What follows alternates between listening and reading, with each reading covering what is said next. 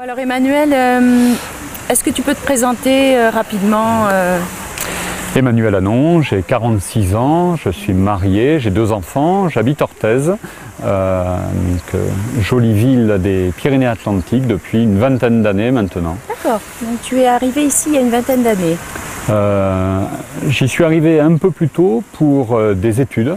J'ai choisi moi de quitter la région parisienne où j'avais commencé mes études pour arriver les continuer en Béarn dans une filière de licence et de maîtrise de thermique et de gestion des énergies. Et puis l'appétit aidant, j'ai continué sur un DEA puis un doctorat de physique. Et Pau pour moi était une destination choisie. Orthez également, parce que j'y ai rencontré l'amour de ma vie et c'est aussi une excellente raison de s'installer quelque part. Tout à fait, parfait. Et l'engagement politique, alors, il est venu à quel moment? L'engagement politique proprement dit, il est déclenché par le mois d'avril 2002, avec le choc de recevoir en pleine face, et je l'ai vraiment vécu comme tel, le Front National, qui est aux antipodes de tout ce que je peux être et ressentir comme valeur. Et là, je me suis dit que l'engagement associatif, l'engagement syndical ne suffisait plus et que si on voulait pouvoir dire un certain nombre de choses ou transformer la vie telle qu'on peut en avoir la volonté parfois, il fallait s'engager. Et ça a été le début de mon engagement politique proprement dit. Ensuite, un engagement politique, c'est pas seulement faire de la politique, on en fait dans la vie de tous les jours, ne serait-ce que par un engagement associatif. Et moi je viens de par mes parents, de l'engagement associatif avant tout. D'accord, tu peux en dire un peu plus sur cet engagement associatif? Mon père s'est notamment investi dans des centres de loisirs, l'aide à l'enfance, parfois l'enfance en difficulté, sociale ou autre. Mon grand-père s'était engagé également, il était receveur des postes, il s'était engagé dans des associations de facteurs, notamment après-guerre, pour placer des orphelins, et puis faire en sorte que les deux peuples, français et allemands, se rapprochent. Mon parrain était allemand, un petit allemand qui avait été offert à mon père comme correspondant, et c'est devenu mon parrain, et je trouve que ressouder le lien, même si on va parler d'Europe, mais européen est important. Bien sûr, tout à fait. Et puis l'actualité aujourd'hui nous y ramène très concrètement. Et alors l'engagement, tu as un mandat aujourd'hui, quel est ton mandat politique? Alors aujourd'hui je suis conseiller municipal à Orthez, je suis conseiller municipal d'opposition, je suis également conseiller communautaire, après avoir été le premier adjoint de Bernard Moller pendant le mandat précédent, pendant 6 ans, en étant également vice-président de l'intercommunalité. Tout d'abord en m'occupant des finances et ensuite en m'occupant d'économie numérique. D'accord, d'accord.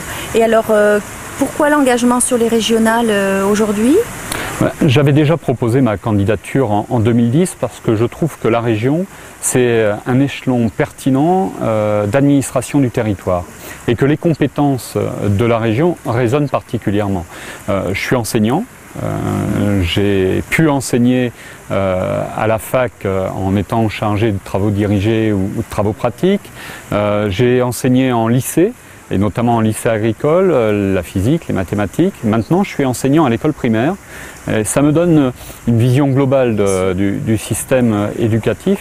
Et je trouve que la région, qui a non pas en charge les programmes, mais l'accompagnement des structures lycées professionnels et enseignement général, qui intervient aussi au niveau du soutien à la recherche, donc ça c'est plus la partie universitaire, ça résonne particulièrement sur la formation globale de cette jeunesse qui est notre avenir.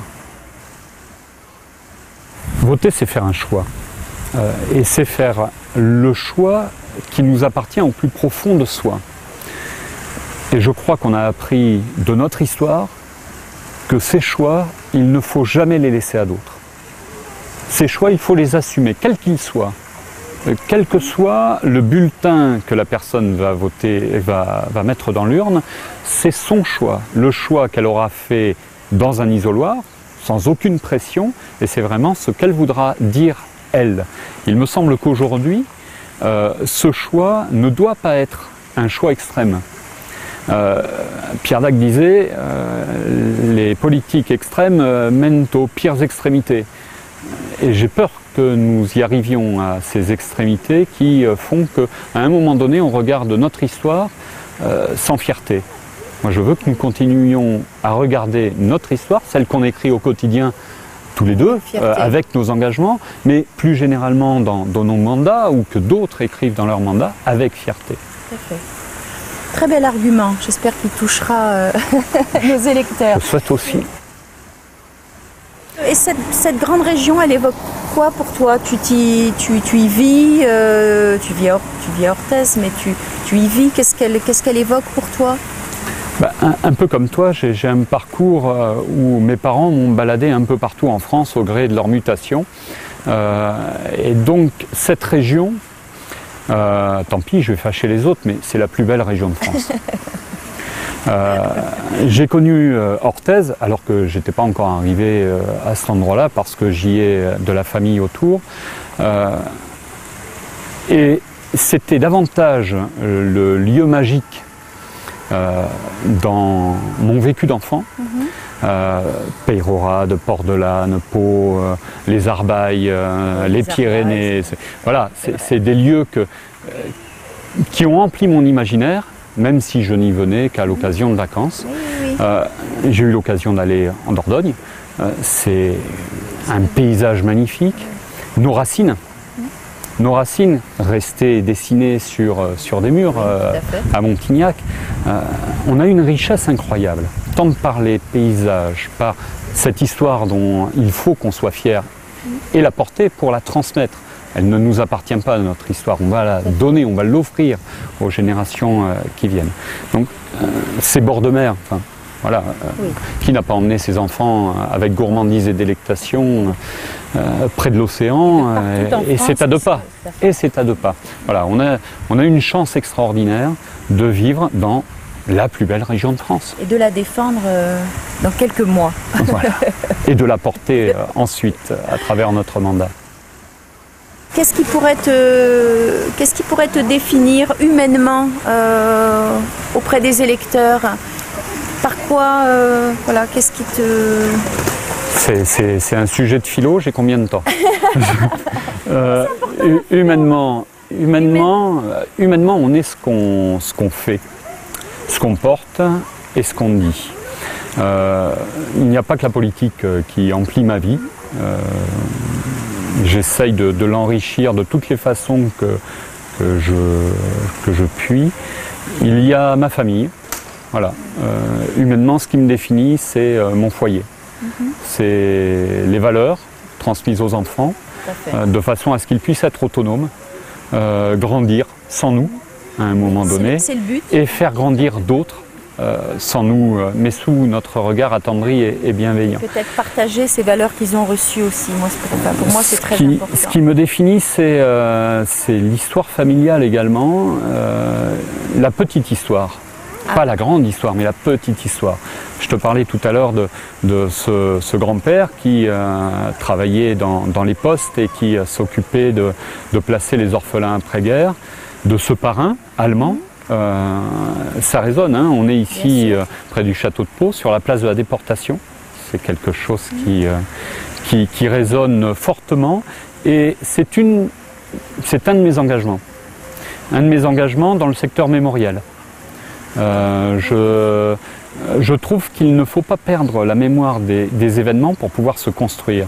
Et il ne faut surtout pas perdre la mémoire de cette partie sombre de l'histoire de France, qui à un moment donné a marqué les choses, de façon à ne pas la reproduire. Et aujourd'hui, à l'heure où on décide d'accueillir des personnes qui fuient des théâtres de guerre, ils les fuient, c'est pas pour le plaisir, c'est parce qu'ils sont en danger, c'est parce qu'ils veulent protéger les leurs, protéger leurs enfants.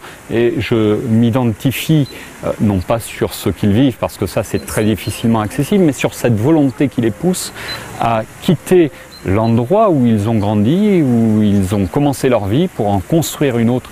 Et quand on sait que reconstruire une vie, ce n'est jamais simple et c'est souvent douloureux. Donc ne pas les stigmatiser et essayer de les accueillir au mieux. Voilà. Et pour ça, il ne faut pas oublier qu'à certains moments, tout le monde ne s'est pas comporté de la sorte. Et donc ne pas oublier et transmettre ce flambeau, même si on a la chance aujourd'hui de vivre dans un pays en paix, transmettre le flambeau pour ne pas oublier qu'à certains moments il y a des événements durs et qui doivent nous porter, nous transporter et vivre ensemble, nous souder, avancer de façon solidaire.